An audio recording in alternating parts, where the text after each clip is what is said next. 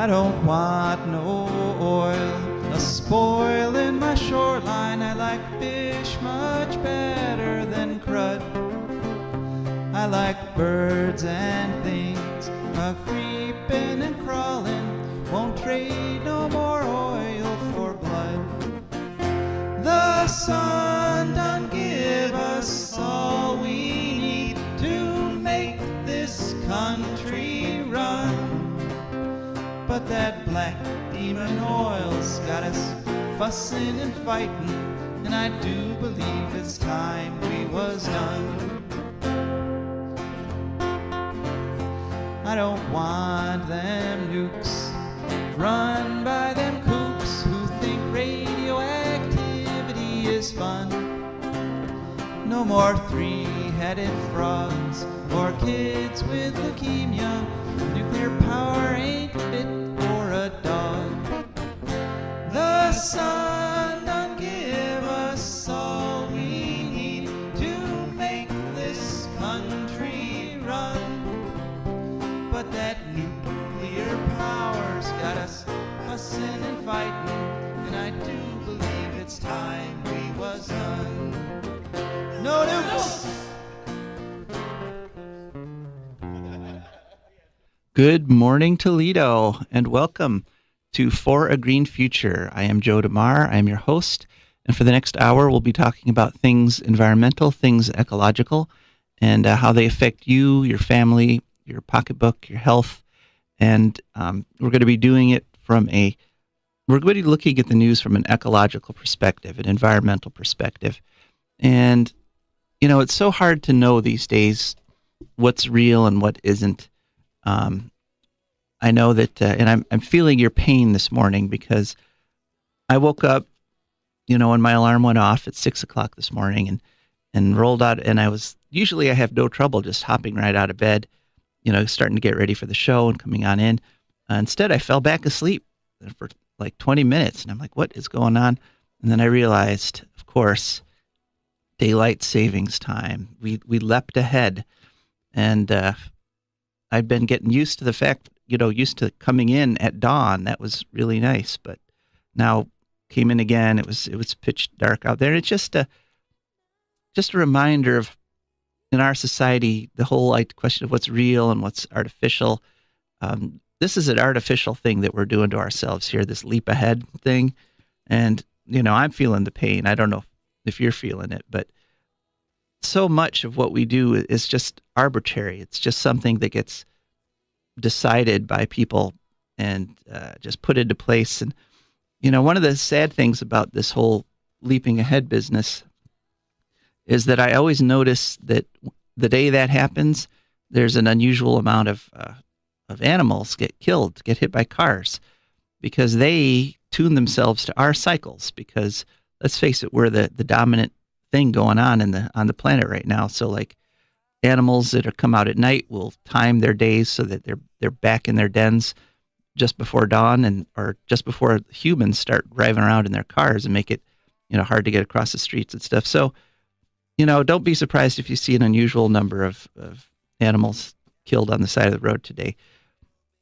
But ecology is real. The environment is real. So this has always been, for me, this has been part of how I have sort of kept my sanity in this crazy world where we're given it real information and disinformation. And I can always touch back on ecological principles and environmental principles and scientific principles. I'm very concerned with science in order to figure out what really is real. Is this person telling the truth or not? And I can often spot things that are false because I know some basic things about the environment. And so that's one reason that I'm doing this show, is to help give people some of that perspective, to help teach people some of the basics of ecology, so that you can help, when you're making decisions, you know basically what's going on. And so that's a long way around of getting to our show. And let me just review a little bit. This is a show that talks about ecological and environmental issues, and it's a call-in show. We're going to open up the phone lines at 1:15, And the phone number to call in is 866-240-1065, 866-240-1065. How do you feel about daylight savings time? How did you feel about having to get up? Biologically, the reality of your body says that you're getting up at 5 a.m. this morning, and it's just one of those things that we do to ourselves with our artificial systems. I think in a green future, I like to think there is no daylight savings time. Everybody just says, okay, when it's dawn, it's dawn, and when it's dusk, it's dusk, and we just cope with that. Couple of interesting things to tell you about in today's show. One, just a little announcement that we are starting with this show. We're going to be rebroadcast on WGRN in Columbus, which is a nonprofit station, and we're going to be heard. This show will be heard on Saturday afternoons, and so that's going to reach another million people, couple million people in the Columbus listening area. So if you call in here in Toledo, you get a chance to make your voice heard in Columbus also. So that's something exciting. Now, GRN is a nonprofit station, so I'm going to have to excise the commercials and things. But for the most part, what we could say here, whatever we'd like. So give a call in at 8:15 at 866-240-1065 to let me know what you think. There is also, we're going to have a special guest coming on. His name is David Andre, assuming that he made it through and isn't sleeping in like some of you are, I know. David Andre has a very interesting company. It's called GoZero. It's based in Perrysburg, and they do composting all over the state of Ohio. And it's a company where you can go and they will actually take your kitchen waste, your food waste, and compost it for you. So that's an interesting part of the green future, would be composting our waste instead of throwing it away. And then, of course, at the bottom of the hour, we'll be hearing from our beloved sponsors. Then after the hour, we're going to talk about something. Tomorrow, Monday, is the 8th anniversary of the Fukushima nuclear power plant. And that disaster, where 3 nuclear power plants melted down as a result of a tsunami, the effects of that disaster are going to be with us for the next 250,000 years or so. And so there's an event tomorrow that people are putting on. It's called Unplug Nuclear Power. And you can participate in this wherever you are, wherever you live. It's not something you have to go to. It's not something you have to pay to do. But you can join Unplug Nuclear Power in your own home with your own family. And I'll be telling you about that after the bottom of the hour. Then, of course, we've got our letter from the future and a lot of interesting environmental stuff going on right now. Some of it is not pleasant, but, it's all very interesting. And so we're going to be working on those sorts of things in a little bit. So we're waiting on our call from David Andre at GoZero. In the meantime, I wanted to talk a little bit about the tiny, the micro. In environmental issues, in ecology, the tiny, the invisible to the naked eye, is often more important than the big animals going around on the surface. The blue whale, for example, the largest animal that's ever lived in the history of the planet, is completely dependent on its existence on microscopic plankton. It eats the krill, which is an animal that eats the plankton, the diatoms in the ocean. And so, we see the blue whales, we see the deer, we see the fish, but what we don't see is this invisible network of micro creatures, of bacteria, of plankton, of algae, and those things, the micro in ecology, often if you filter out, if you could somehow sieve out all the bacteria that are floating around on the surface, floating around on you and me in the air, in the ground, on the water, that bacteria, the mass of that bacteria would equal the mass of all the other living things on the earth. So bacteria are just as important to the ecology as eagles, as birds, and as animals and mammals. So one of the things that we've been learning in terms of pollution, and just an update on Bowling Green right now is looking at an ordinance to ban plastic bags, and that they had another hearing on it on March 4th, and it was very well attended. And almost everybody there, one person spoke out against the ban, but everyone else was in favor of it.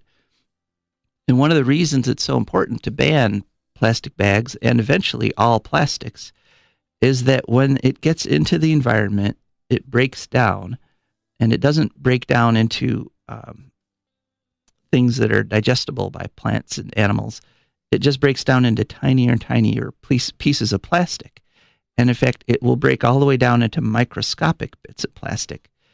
And these microscopic bits of plastic get into you and me. They actually physically get into the microorganisms, the bacteria, the plankton, the algae, and they stay in there and they don't break down. And then those things get eaten by slightly larger animals like little fish or krill, and then those little fish get eaten by big fish, and the big fish get eaten by you and me, and we get microscopic plastic in us. And one of the things that they've discovered about the Fukushima disaster is that the microscopic bits of the core of those nuclear power plants have become micropollution. That is, when those nuclear power plants exploded and the cores became little molten bits, they created these little tiny glass bubbles and the glass bubbles are full of plutonium, they're full of uranium, they've got thorium in them, they've got all kinds of radioactive isotopes in them, and they become literally dust. Nothing ever goes away in the environment. Nothing is ever destroyed or created. It just gets recycled and run around again. And so the cores of those nuclear power plants are now literally spread all over the country of Japan. And they found that when people do their vacuuming, for example, and they'll take their dust bags in for examination, they find these microscopic little pieces of nuclear power plant core. And they get lodged in people's lungs, and they irradiate them from the inside. And that increases the damage that the radiation does. That is something else that I wanted to talk about, is that when something gets inside of you, the damage from it is much, much greater than when it gets outside. And so there's a lot of confusion about that in the media. For example, I remember when Fukushima was melting down 11 years ago, that they sent reporters to Japan, and they were reading the radiation, and they were saying, "Oh, it's gone up to so many microsieverts per hour." That's the same as like a chest X-ray, to make it sound harmless, but it's a completely different sort of exposure. A chest X-ray is outside of you, and they turn it on, you get zapped for a minute, and then they turn it off, and it's over. When you've got nuclear radiation in the environment, and these microparticles, they get literally inside your body, inside your cells, and they're going constantly. So it's as if you had an X-ray machine inside your body firing outwards, and it just is on all the time. And so, when they were on there chirpily saying, "Oh, it's just like a chest X-ray," I was like, "Get out of there. You don't even know how badly you're getting irradiated right now." So, but this is something that I wanted to talk about today, is just the micro. So just keep that in mind as we're talking throughout the whole show. And we're going to be turned to our guest, David Andre, and he is all about the micro and the macro. David, are you with us? Yes, hello. Can Hi. you hear me? Yes, I can hear you.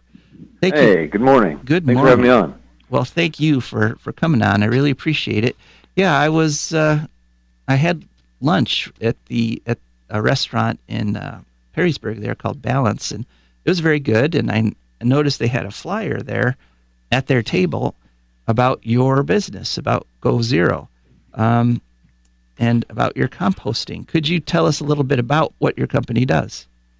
Yeah, GoZero is a not-for-profit built from the ground up. I grew up on the farm with Andre Farms and have been around composting for a long time. But it was occurring to me this morning that it's been a little over 5 years now ago that in the course of being a part of some conversations related to all of that, one of the things I realized was there tends not to be a lot of service providers out there who can provide food waste disposal services at the scale of a restaurant or a school or an office place. And so, again, a little over, well, it's been a 5-year journey. We've been operational for a little over 2 now. We set out to provide a capability where, organizations like Balance could sign up for our services, and we would, coordinate with them on how to self-organize in-house to source, separate compostable materials and get those into. We provide 64-gallon rollout carts, with 2 wheels and a hinged lid for customers to put the material in. We come by.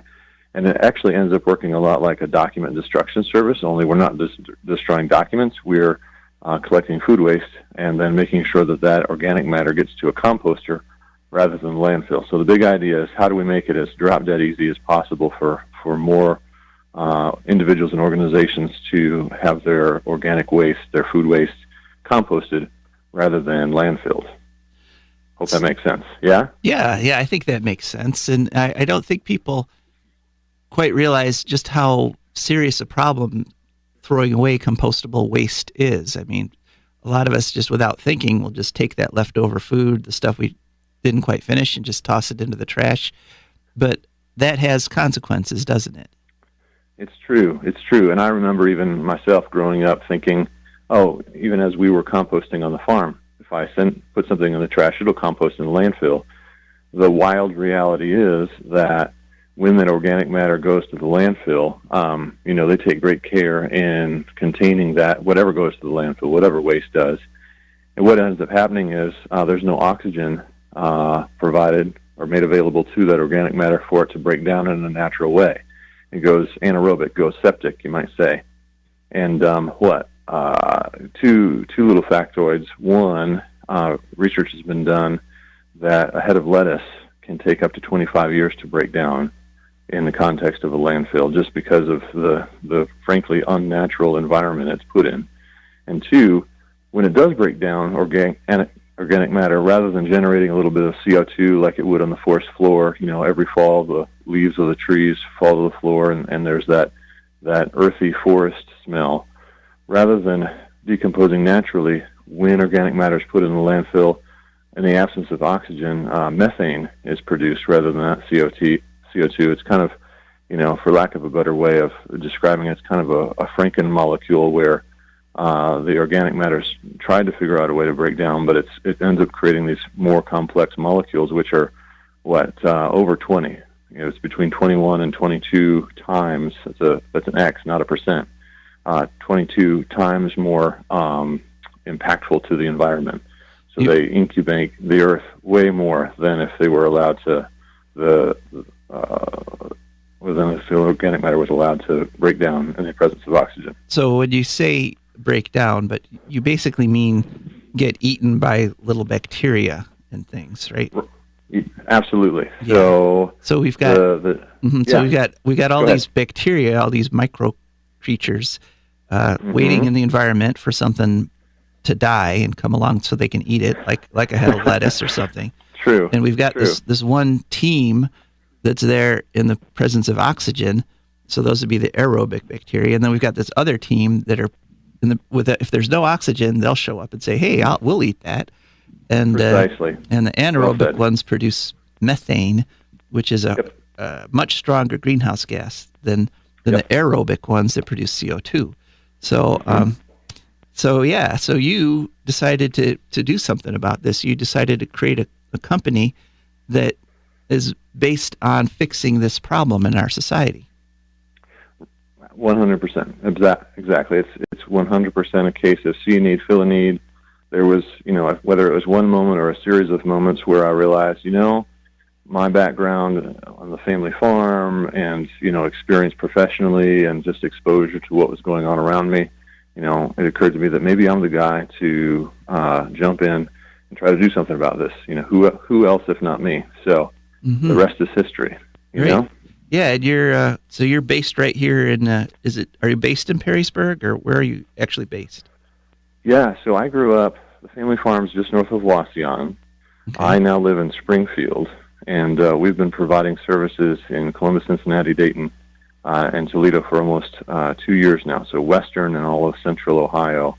We're excited to, try to connect with anybody who would reach out to us on figuring out how to divert their organic matter away from the landfill in favor of composting.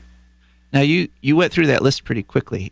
Oh, sorry. Sorry. But I just wanted to back up and just go through it again a little more slowly, because that's really an amazing accomplishment, that you're helping the environment literally all over the state of Ohio at this point. So where are you providing services? When we first got started, we got started in Columbus, Dayton, and Cincinnati, kind of central and southwestern Ohio. We've since expanded up into northwest Ohio and have got locations that we're serving in Toledo and beyond. And, the concept from day one has been we run trucks, and we have trucks, and we'll travel. And we have, constructed a service where we can provide services in a pretty broad geographical area, just so that, as quickly as possible we can make those services available to more and more people. We're looking for those early adopters who frankly are looking to be able to share with the world the fact that they're doing the right thing. Mm-hmm. Well, this is cool, and that it's an example of the entrepreneurial spirit, basically. And I think that this is something that is a win-win-win-win for everybody, because paying to have stuff taken to the landfill can be expensive for municipalities. So you're reducing the amount of things going into a landfill. And, the whole concept of landfills, I mean, we here in the U.S. just accept landfills. We're like, of course we got to have landfills, but that's literally technology, the waste disposal technology that dates back, tens of thousands of years. Dig a hole and toss your trash in it.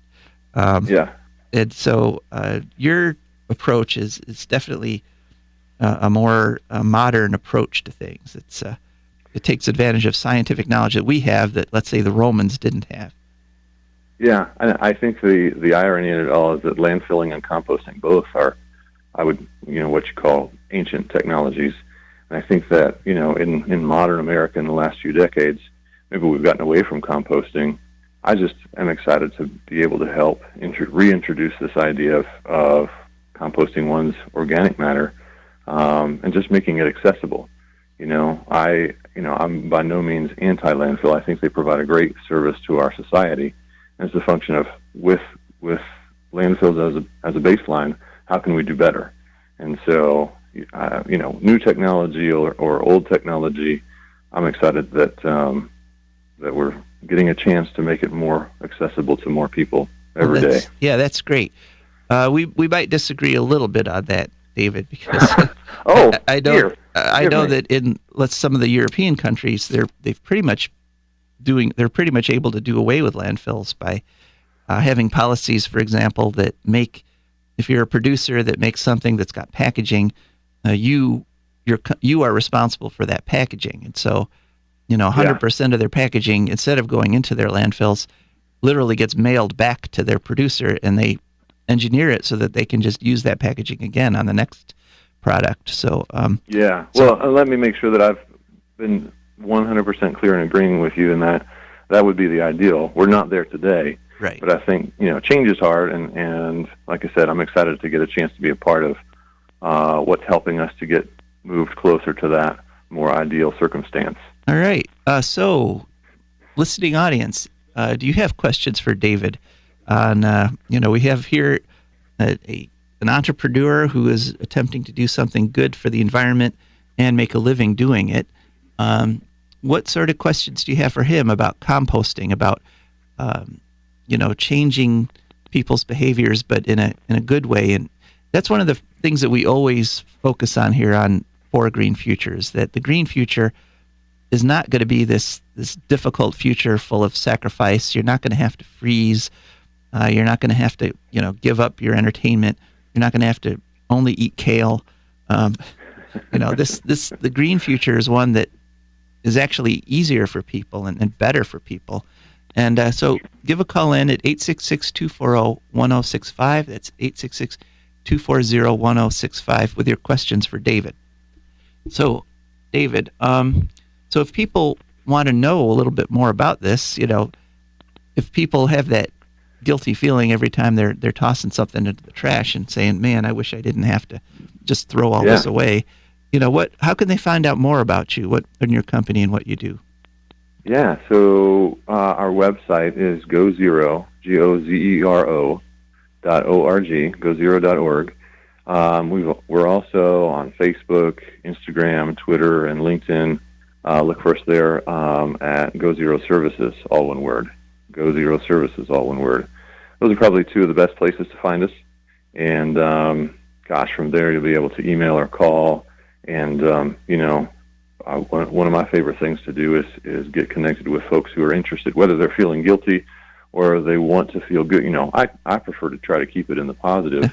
Would you like it's what I like to say that it's easier than going on a diet or going to the gym is to get started composting. And every day, you can have that endorphin rush of knowing that the organic matter you put in our bins is going to make its way to a composter rather than the landfill. That's true. It is important to feel good about it when you are doing something good, and that's a much better way of looking at it, David. Thank you. I'll look at it from that angle from now on. So, no worries. Well, that's great. So I know that there's like drop-off places locally here in the.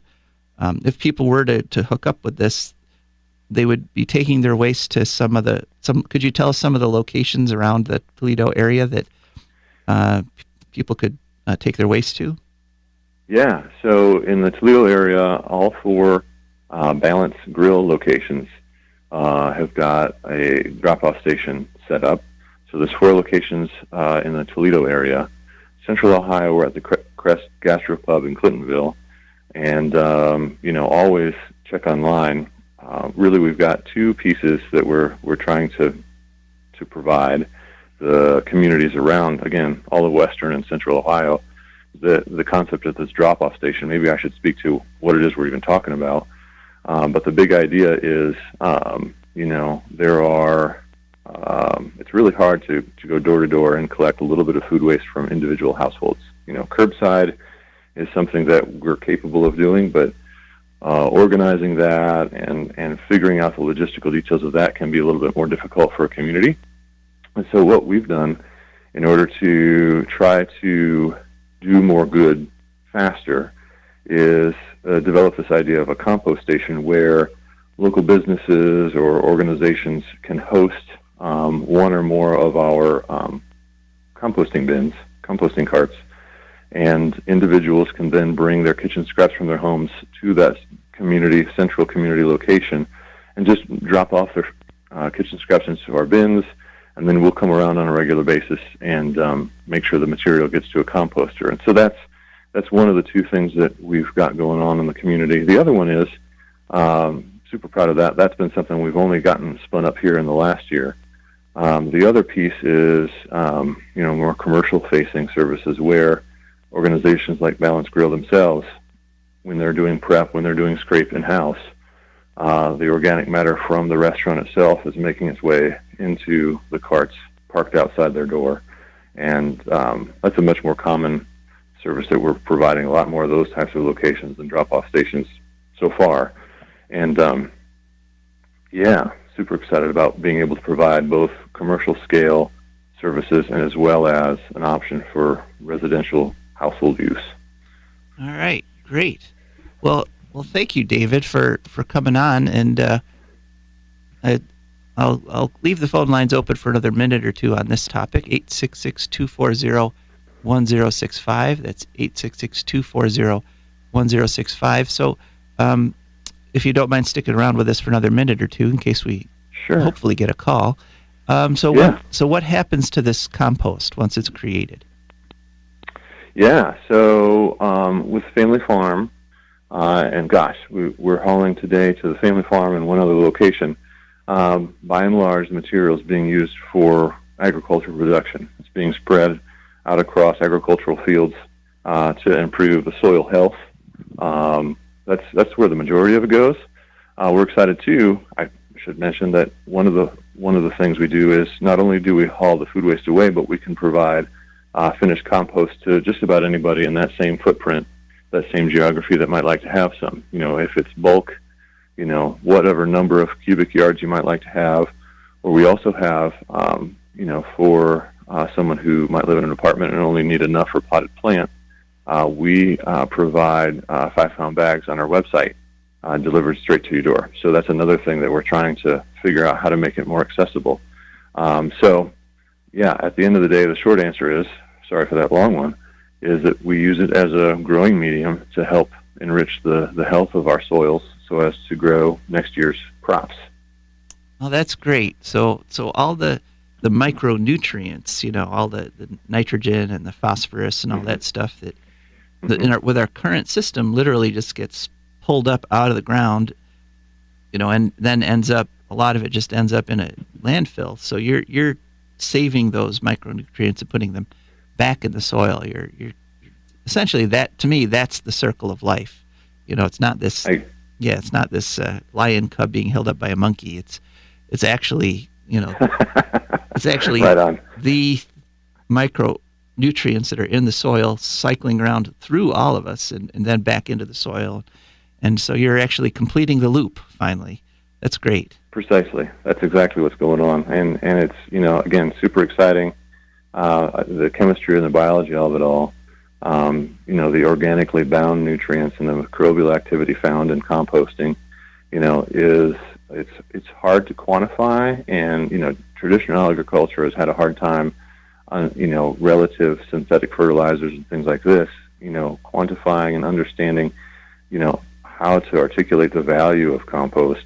But, on our family farm, we can see the difference in the number of bushels that we're able to produce, hands down. So right. That's absolutely right. It's great stuff. Yeah, because that healthy soil isn't just bacteria. There's also. Could you just zip through really quick to tell our audience? And what's a handful of your soil that's got compost in it versus a handful of soil that's been, let's say, intensively chemically farmed? Right. So there's a big 3 or 4. There's macronutrients, NPK. I think that we're all familiar with nitrogen, phosphorus, and potassium. Okay. Now we are. There it is. Okay. Micronutrients. There's all kinds of trace elements that are helpful. Kind of like the side of your cereal box. Some of the minerals and things that you might find a little bit lower down the side of the cereal box, metaphorically speaking. Uh-huh. There's a microbial activity, which, there's all kinds of fascinating science. It's very similar to the probiotics that you might use to keep your digestive system in balance. There's all kinds of really fascinating things happening in healthy soil. These microbes do this job, those microbes do that job. Just the right time of the season or when the temperatures are such and such. There's all kinds of fascinating interactions happening. That's the microbial activity. And then the fourth piece that is, any farmer out there, anybody who's familiar with agricultural, horticulture, or growing things will tell you that having organic matter in your soil is absolutely essential. Growing up when I was very small, one of the things that would happen is I'd go outside to play, and our soils and our farm are very sandy. And from time to time, I would come back in with sandburrs just because of the nature of our soils. Today, we've been feeding our farms compost for a couple decades, and the soil is black with organic matter, healthy black. Mm-hmm. So it's super exciting to see that transformation and know that we're having a positive impact on the environment by using really organically based compost. All right. Well, David, it's been fascinating. Thank you so much for coming on. Thanks for having me. And I hope we'll be talking more in the future. So that'd be great. I'd love that. Thank you, sir. Well, Grateful. Thanks very much, David. All right. Well, there we go. And I think it's important to note that ecologists, environmentalists, people who care about the environment are not anti-farmer. In fact, we're pro-farmer. We understand we've got to grow food, and actually it's a wonderful thing that we have to grow food, this interconnection between us and the plants and the soil. And so the plants and the soil need to be as healthy as we are. We can't be healthy if our plants and our soil are depleted, because then there'll be less nutrition in those plants and in that food for us. So, I know compost doesn't seem like the most exciting thing, but this is the only show where you're going to hear this kind of information, because in ecology we understand the importance of the micro. And so, but now, because this is a commercial station, we also understand the importance of our sponsors. And so I'm going to tell you about our sponsors for this show. One of our sponsors is the Wood County Park District. The Wood County Park District is a natural resources conservation agency. They protect natural areas, maintain quality of green spaces. They provide engaging program that teaches people to love and respect nature. They restore wildlife habitats, and they lead outdoor adventures. The Wood County Park District protects 20 parks and nature preserves around Wood County, which are all open from 8 a.m. to 30 minutes past sunset every day of the year. So, today it's warmed up a bit. Might be a good day to get out to one of these parks and take a little stroll around. I know it's cold, but bundle up. So, some of the things that they have upcoming on March 22nd at 9 p.m., or from 7 p.m. to 9 p.m., they're going to have an event at the WW Night Preserve called Wildflowers and Wildside, Beer and Trivia. So you pre-register at wcparks.org. And that sounds pretty interesting. It's going to be answering trivia questions about wildflowers while you're drinking craft beers. And there's going to be a beer maker there who's going to explain that, again, the microbial process of making beers. There's another micro theme. Without microbes, there would be no beer. Think about that while you're watching the game today with your six-pack. So Saturday, March 23rd, at the Wood County Park District at the Sawyer Quarry Nature Preserve, they're going to be removing invasive woody plants. So that's a volunteer opportunity. And to volunteer at the parks, you go to wcparks.galaxydigital.com. And the Sawyer Quarry Nature Preserve is at 26940 Lime City Road in Perrysburg. Then there's going to be another Conservation Volunteer Day at Otsego Park. And again, that's April 16th from 6 o'clock to 7:30 p.m. And again, you volunteer at wcparks.galaxydigital.com. And then Sunday, April 28th is the Community Earth Day celebration. That's going to be happening in Bowling Green at the Montessori School at 515 Sandridge Road. You don't have to do any kind of registration, just park and come on in. All the activities are free. And learn how to go green and find fun resources. And then finally, the May 11th, put this one on your calendar if you're getting ready for your gardening. And if you get some compost to put in your garden, then you can come to the plant sale, the annual plant sale. That's Saturday, May 11th, 10 a.m. to 1 p.m. And these are all native plants that have been grown in the Park District's greenhouses. You can pre-order your annuals at wcparks.org/friends, but there's no registration required, and you don't have to pre-order. Just come and pick out some native plants for your yard. Okay, so that's the Wood County Park District, and we're very happy to have them. Our other sponsor for this hour is DeMar Consulting. DeMar Consulting is a computer consulting company that the difference is that they come to your home. They will help you put get your computer running. Maybe it's slow. Maybe it needs to have the memory cache is cleared out, or perhaps you're getting a new computer and you want to transfer data from your old computer to your new computer, or maybe you got this cool piece of software or this app even that you just aren't getting. You just are not quite sure how to do it. They'll come out. They're very patient. They will deal with your problems, however big or small. Maybe you've got a printer that's you go to print and it's just pumping out a bunch of gibberish. They'll come and see what the problem is and help you out. They'll also help you if you want to change your computer. If you want to get a new computer or upgrade, they'll be able to recommend to you what you need and what you don't need, because not everybody needs the top of the line graphics card. It all depends on what you use your computer for, and so they will tailor their services to you and your needs and how you use your computer. They won't try to force you to do things their way.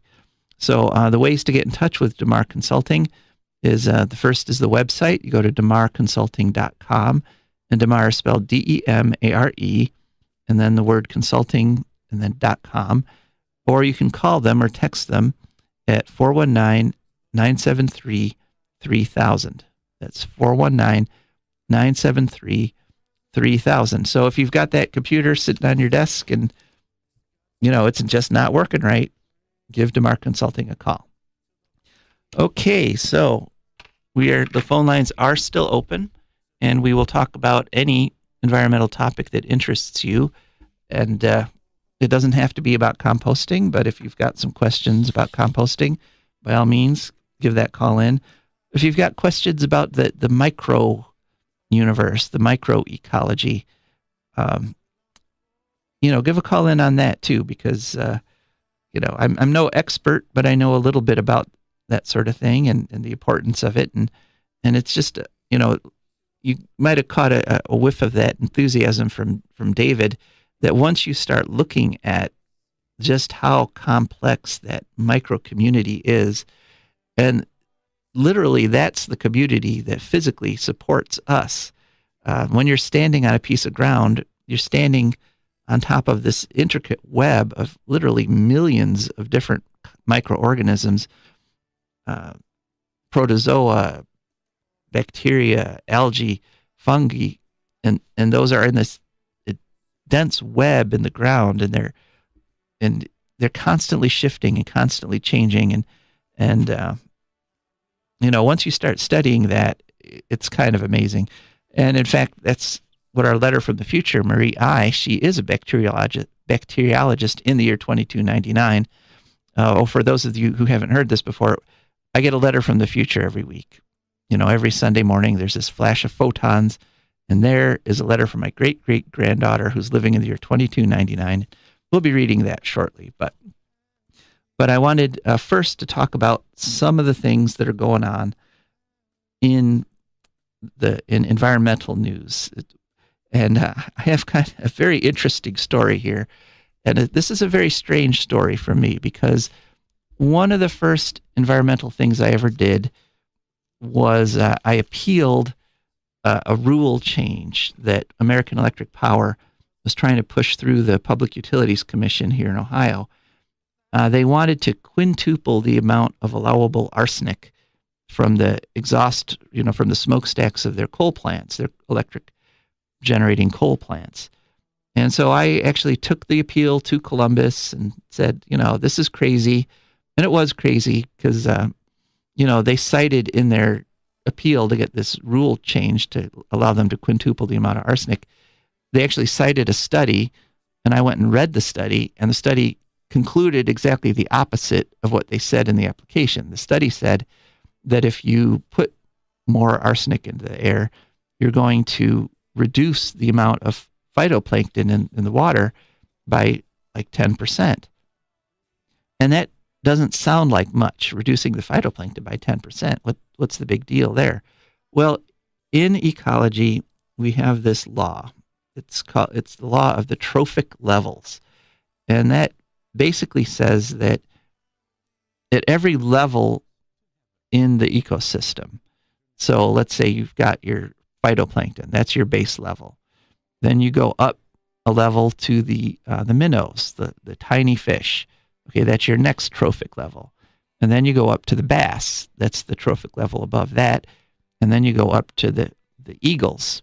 So they're the top trophic level in that food chain. They eat the bass. So every time you go up a trophic level, every trophic level requires 10 times the biomass of it's necessary to have 10 times the biomass at a lower level to support a tenth of that at the next trophic level. In other words, you need 10 pounds of phytoplankton to produce 1 pound of minnows. And you need 10 pounds of minnows to feed 1 pound of bass. And you need, 10 pounds of bass to support 1 pound, 1 pound of eagle. So it's a pretty interesting concept, because it means that if you fiddle with the base, that if you, take away 10% of the phytoplankton, okay, now you've only got 9 pounds of phytoplankton. You can't even support a pound of minnows. And then, now there's no way there's 10 pounds of minnows. You don't get any bass. And of course, no bass means no eagles. So fiddling with the base, fiddling with the microorganisms that support, is one of the worst things you can do. So one of my first environmental actions was to try to fight this. I ended up losing. I was going up alone against, literally a team of lawyers from American Electric Power. And so it's very strange to me now to be supporting American Electric Power on an issue. American Electric Power wants to put in a solar field. They want to put in a 100 megawatt solar field. And it's, that's huge. That's, Davis-Besse, the nuclear power plant, is about an 800 megawatt plant. So it's like as an eighth of as much power as a nuclear power plant they want to get from this solar field. And they're planning to put it in on something that is farmland right now. So they're not going to destroy a bunch of trees and forests. And I do see that a lot, that some of these solar installations are going in really sensitive areas. But this one's going to go in on an area that already gets plowed and farmed. And so this sounds wonderful, doesn't it? I mean, they're trying to get rid of their coal, and they're switching over to their to solar, which is great. But they are being challenged now in front of the Public Utilities Commission by Kroger's, among other organizations. Kroger's is saying, we don't want solar power. That's crazy. And the Kroger's is being joined by the Ohio Coal Association and an organization called the Industrial Energy Users and something else called Direct Energy. So all these companies that are tied up in the coal industry are challenging American Electric Power and saying, you can't put in solar. And to me, this is both a great thing, and it's also very frustrating, because finally a utility has listened. Finally, a utility has run the numbers and realized, oh yes, we can make more money by switching to solar. And yes, it is better for our consumers to do that. We laid that out for First Energy when they asked for relicensing on Davis-Besse. We had experts come in and we laid it out for them. We showed them you can make more money and be more profitable if you switch to solar and wind power for your electric generation. And instead they're like, nah, we're going solar. And so now they're also going bankrupt. So American Electric Power has looked at this and finally said, okay, yes, solar is cheap, it's reliable, especially when you start getting 100 megawatt solar farms, you're going to get power out of that even on a cloudy day. So this is very strange that that now I'm going to be, I'm coming in on the side of an electric power company that I've been opposed to for decades. But when they're doing the right thing, you got to support them. When they actually start making the change towards a green future, then you have to, come in on their side. They're trying to do the right thing, and Kroger's is trying to stop them. So that's just kind of an interesting little thing that's going on that I thought you should know about. Also, I heard a rumor. I have been unable to verify this, but I heard a rumor that Senate Bill 165 is dead. And that was the bill that would have allowed them to spray fracking waste on the road in front of your house. Someone told me that they got a call from one of the sponsors of the bill that said it's not going to go forward in the Senate, in the Ohio Senate. And the fracking waste industry are fighting back against this idea of preventing this from happening. They want to spray the fracking waste in front of your house. They're going to make a lot of money if they can spray this fracking waste in front of your house. And they're making arguments like, oh, the levels are so tiny, you're not even going to notice it. And the fracking waste that we're going to spray in front of your house, that's not for human consumption. That's just going on a road. Well, once again, the micro comes into play here, because if you spray brine on a road in front of your house and there's some precipitation, it gets a little slushy, cars drive over that, they create little micro bits of that brine, a little spray, a salt spray that goes up into the air, and that if you live next to a road, you will inhale. They will get into your lungs. And so you could say that the levels are incredibly low, but any amount of radiation that you put into the environment will have environmental damage. And so increasing the amount of radiation, there's already natural radiation. I have a Geiger counter. My boys got it for me for Christmas a couple years ago, and it usually sits at about 18 counts per minute. And that's natural radiation. It's things zapping in from outer space and hitting us. It's radon gas coming up from under the ground. But the thing to remember is just because it's natural doesn't mean that it's good. It naturally occurring radiation already causes some amount of cancer and disease. In fact, the dinosaurs had cancer. So adding to that, however incrementally, will cause more cancers and hurt more people. And so, especially if you live next to a road and these microparticles can get up into your lungs, they also have other health effects. They reduce the mucous membranes coating the inside of your nasal passages. And those are the membranes that protect you from your colds and your flus. And so if you get salt spray in your nose, you're much more likely to catch flu or pneumonia if you're exposed to it. So this is not a healthy thing. And hopefully this rumor is true that Senate Bill 165 is dead, but I don't know.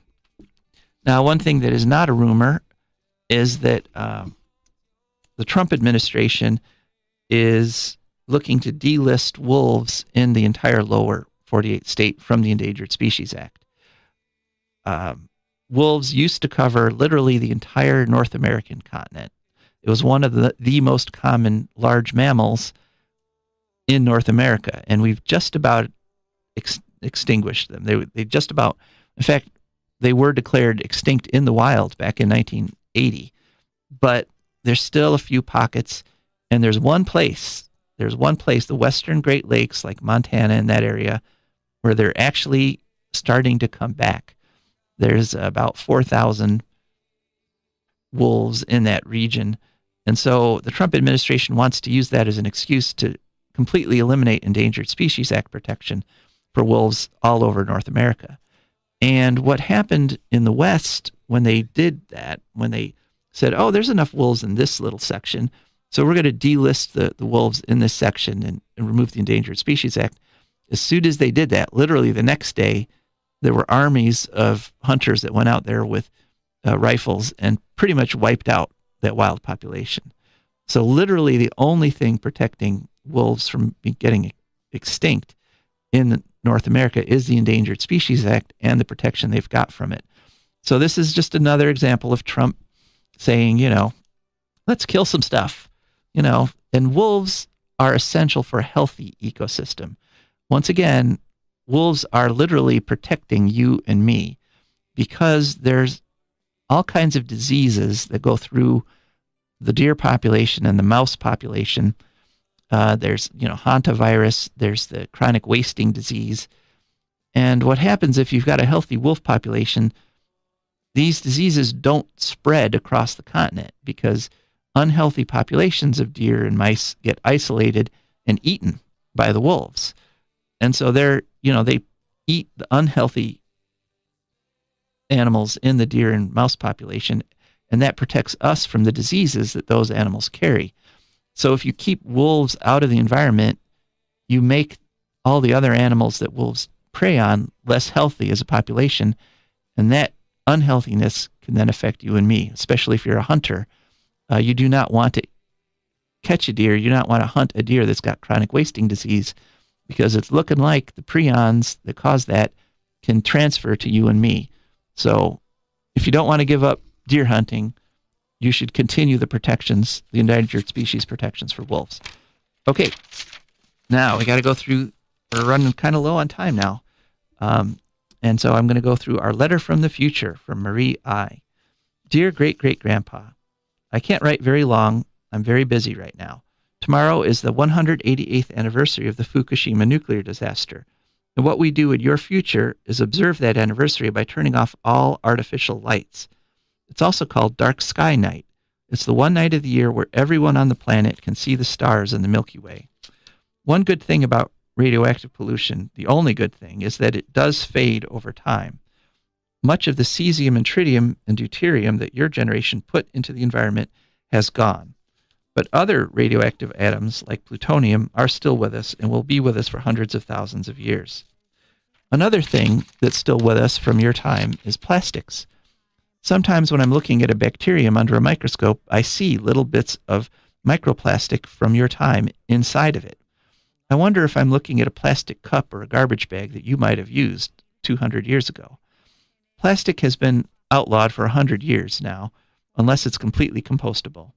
Anyway, I got to go. I'll write more next week. I promise. Love, Marie I. So a brief but nice letter from Marie.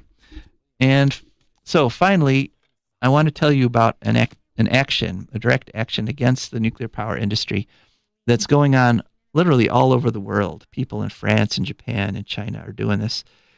It's called Unplug Nuclear Power, and it starts tonight at midnight. And what the organizers of Unplug Nuclear Power ask people to do is to boycott grid power as much as possible. That is, turn off as much electricity as you can for that 24-hour period from midnight tonight till midnight tomorrow.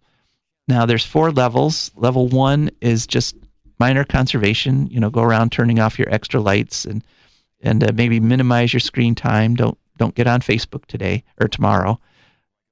Level 2 is severe conservation. That is, you turn off power to everything except your essentials, your sump pump, your refrigerator, your furnace.